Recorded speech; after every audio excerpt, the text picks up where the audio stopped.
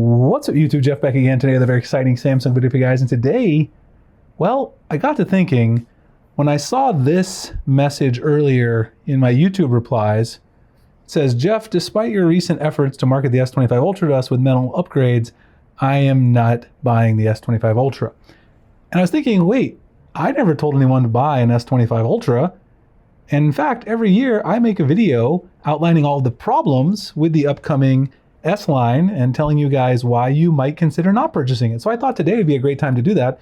I'm going to give you guys 5 reasons that you should not buy the Galaxy S25 Ultra. 5 big problems that Samsung didn't fix with the S25 Ultra and things to consider as you buy. Now, I'm not telling you to buy or not buy. You make your own decision, but since people think I'm promoting it, I figured I would go the other route as well and kind of balance things out. Now, if you do decide to buy, don't forget, you can go to sammyguru.com, go to the orange banner at the top, sign up for our free mystery box. You're going to get a free case, cleaning kit, desktop phone stand. We do this for every Galaxy launch. It's not just this one, so I'm not really promoting anything to you. Buy it or if you don't. Either way, if you want to buy it though, you can get these free gifts from us. Put your phone number, your email, or both. We send out our affiliate link on launch day. You use our link to purchase. Put in your shipping address to verify you ordered through us, and we ship it free of cost to you. You pay no shipping or anything like that. Overall, it's a very great program. We enjoy doing it. And the link will be in the pinned comment and description. But let's get right into it. 5 reasons that you shouldn't buy the Galaxy S25 Ultra. Let's start with the very first reason. There's no major camera upgrade for the Galaxy S25 Ultra. Now, this has pretty much been confirmed at this point. We have all the leaks, and we have a full roundup at Sammy Guru. If you guys want to check it out, I'll put in the link below. But we basically are going to have the same primary sensor that we have on the S24 Ultra, and we're going to have the same zoom setup. We're going to have 3x and 5x. Remember, they got rid of the 10x zoom after the S23 Ultra. That made everyone really angry. And so we thought this year maybe we'd get a new primary sensor, maybe we get some primary camera upgrades, or definitely a zoom upgrade. And the answer is no, we're not getting that. The only thing we're really getting an upgrade on is we're getting an upgrade to the actual wide angle, the wide angle lens, 50 megapixel.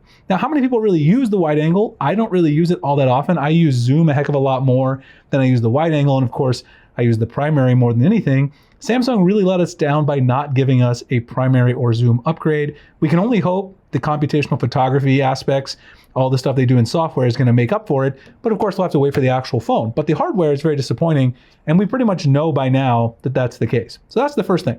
No major camera upgrade year over year, and it's been a while since we've actually seen one on the S series.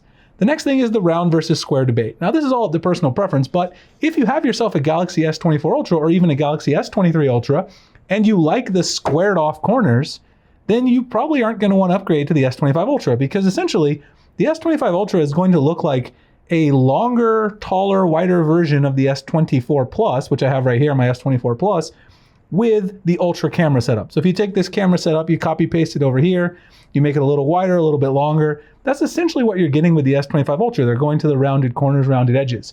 Now, personally, I do like that setup. I find this to be better used in the hand. I think it feels better with both the case on and case off when you're using it daily.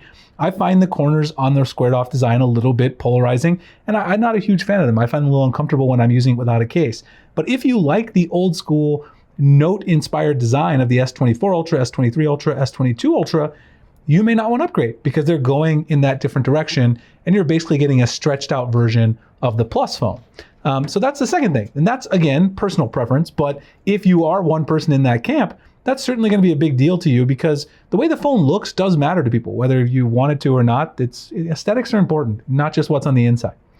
The next one is another really big thing. The battery size is unchanged. Now, I'm running the One UI 7.0 beta, so I don't want to get into battery life claims here, but my battery life on beta 2 has actually been fairly poor. Even when I was running this on stable 6.1, it wasn't great. 63% left, you got an hour and 23 screen on. I'm on pace for around maybe 4 hours screen on time. That's not great. I do use wireless Android Auto, so you have to take that into account. But we're still going to get the same 5,000 milliamp hour battery in the S25 Ultra. It doesn't look like there's going to be any big changes there. That's fairly disappointing to me. I think a lot of people would like to see some improved battery capacity. Of course, the S Pen and keeping the phone relatively thin is going to make it such that we can't really have a huge battery and still have all those constraints, which Samsung wants thin whether we want it or not. You just have to keep that in mind. Now, one thing I will say is they could certainly improve this in One UI 7.0 or 7.1 stable, which comes to the S25 series, and then maybe the software will improve the battery life. But at least from a hardware perspective, we don't have a larger battery cell in the device. The next thing is still comparably slow charging speed. So we're getting the same charging speed again, 45 watt charging, which we've had forever. So basically the same exact charger you put in here and the same exact speed you get from your S24 Ultra is exactly what you're going to get with the S25 Ultra. The only difference is we've seen and hinted at in several leaks we've done over at Sammy Guru that we're going to get 15 volt 3 amp instead, which is a little more efficient, which should lead, I've done some testing with the iPhone 16 Pro Max, which also has this, should lead to slightly faster charging just because of the thermals. However, it's still not an actual faster charging spec. 65 watt charging even would have been appreciated to me, because obviously if you have the same battery size, being able to charge faster would be nice. Now we do have Qi 2 charging likely coming here, potentially without MagSafe compatibility, so we might get faster wireless charging, which of course would be welcome, but I think most people still charge their phone using a wired connection to get really, really fast speed. And then the last thing, which is a really big deal to most people, there's a possible price increase. The Snapdragon 8 Elite is going to be a more expensive chip, and due to that, we're expecting a price increase. Now I want to show you guys this guide, just so you guys can find it. Actually, it's on the homepage here because we updated it just a couple hours ago. S25 Ultra, everything you need to know. If you guys want to learn everything about the S25 Ultra, go check out the guide on Sammy Guru. We have everything here. I definitely think we discuss price in depth, but there's a lot of reasons, particularly the processor and Qualcomm and ARM having their big dispute, driving up the price on the S25 Ultra. We could see up to $100 more per storage configuration in the US. Even with the trade-in and pre-order bonuses, you know, that could be a little bit of a big deal for everyone. Highly recommend checking out the article though. There's so much stuff in this article beyond what I can cover in a 7 to 10 minute video on YouTube.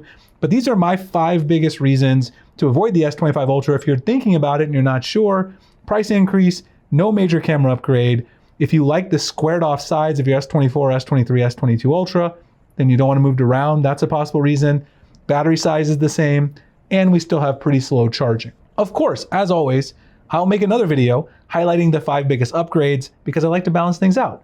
And just to be clear, I never told anyone they should buy an S25 Ultra. I didn't say it. If you want to buy one, as I've said before, check out sammyguru.com, tap the orange banner, get in on the mystery box perks, because if you're buying anyway, I'm not telling you to, but if you're buying anyway, you might as well get a free case cleaning kit, desktop phone stand, and some other random goodies as well. Anyway, hope you guys enjoyed the video. Let me know what you think about the S25 Ultra below. Are you getting one? Are you not? Let's chat about it in the comments, and I'll see you guys in the next one. Thanks so much for watching.